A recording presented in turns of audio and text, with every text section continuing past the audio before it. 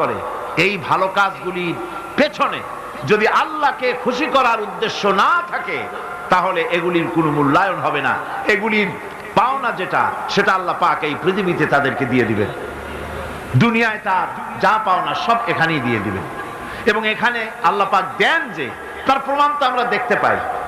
স্বাভাবিক তো এটা ছিল, যারা নামাজি, যারা দিনদার, তারা পরেজগার, তাদের বাড়িঘর, দালান কোঠা, গাড়ি বাড়ি, ইন্ডাস্ট্রি, মন্ত্রিত্ব ইত্যাদি সব তাদের হওয়া উচিত ছিল। কিন্তু আমরা কি দেখতে পাই?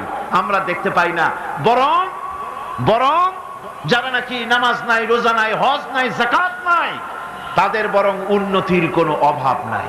কথা ঠিক কিনা? কথা ঠিক কিনা? তাহলে এটা হলো কেন? এইটা দিয়ে আপনাদের বিভ্রান্ত হওয়ার কোনো কারণ নাই। এটা দিয়ে বিভ্রান্ত হওয়ার কোনো কারণ নাই। আল্লাহ খুশি হয়ে তাদেরকে এগুলি দিচ্ছেন তা না, বরং ওই যে একটা ঘটনা আমি